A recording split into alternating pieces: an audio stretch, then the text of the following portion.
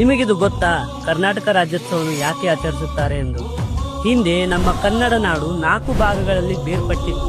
ಮೈಸೂರು ಕರ್ನಾಟಕ, ಮದ್ರಾಸ್ ಕರ್ನಾಟಕ, ಮುಂಬೈ ಕರ್ನಾಟಕ ಮತ್ತು ಹೈದರಾಬಾದ್ ಕರ್ನಾಟಕ. ಬ್ರಿಟಿಷರ ಕಾಲದಲ್ಲಿ ದಕ್ಷಿಣ ಭಾರತವು ವಿವಿಧ ರಾಜ್ಯಗಳಾಗಿ ವಿವಿಧ ಪ್ರಾಂತ್ಯಗಳಾಗಿ ಬೇರ್ಪಟ್ಟಿತ್ತು. 1950ರಲ್ಲಿ ಭಾರತವು ಗಣರಾಜ್ಯವಾಯಿತು. ನಂತರ ಭಾಷೆಯ ಆಧಾರದ ಮೇಲೆ ರಾಜ್ಯಗಳು ರಚನೆಗೊಂಡವು. 1956ರ ನವೆಂಬರ್ 1ರಂದು ಮದ್ರಾಸ್, ಮುಂಬೈ ಮತ್ತು ಹೈದರಾಬಾದ್ ಪ್ರಾಂತ್ಯಗಳ ಕನ್ನಡ ಮಾತನಾಡುವ ಪ್ರದೇಶಗಳನ್ನು ಸೇರಿಸಿ ಮೈಸೂರು ಎಂದು ಹೆಸರಿಡಲಾಯಿತು. ಇದರಲ್ಲಿ ಉತ್ತರ ಕರ್ನಾಟಕ, ಹಳೆ ಮೈಸೂರು ಮತ್ತು ಮಲೆನಾಡು ವಿವಿಧ ಭಾಗಗಳಾಗಿದ್ದವು. ಅದನಂತರ 1973ರಲ್ಲಿ ಕರ್ನಾಟಕದ ಮುಖ್ಯಮಂತ್ರಿಯಾಗಿದ್ದಂತಹ ಶ್ರೀ ದೇವರಾಜ ಅರಸು ಅವರು ಕರ್ನಾಟಕ ಎಂದು ಮರುನಾಮಕರಿಸಲಾಯಿತು. ನಮ್ಮ ಭಾಷೆ ಮತ್ತು ನಮ್ಮ ಸಂಸ್ಕೃತಿಯನ್ನು ಉಳಿಸಿಕೊಳ್ಳುವುದಕ್ಕಾಗಿ ಶಿವರಾಮ್ ಕಾರಂತ್, ಕುವೆಂಪು, ಮಾಸ್ತಿ ವೆಂಕಟೇಶ್ ಅಯ್ಯಂಗಾರ್ ಹಾಗೂ ದರಾ ಬೇಂದ್ರೆ ಮುಂತಾದವರು ಕರ್ನಾಟಕದ ಏಕೀಕರಣಕ್ಕಾಗಿ ಹೋರಾಡಿದವರು. ಇಂದು ಕನ್ನಡ ರಾಜ್ಯೋತ್ಸವ ನಮ್ಮ ಒಗ್ಗಟ್ಟು,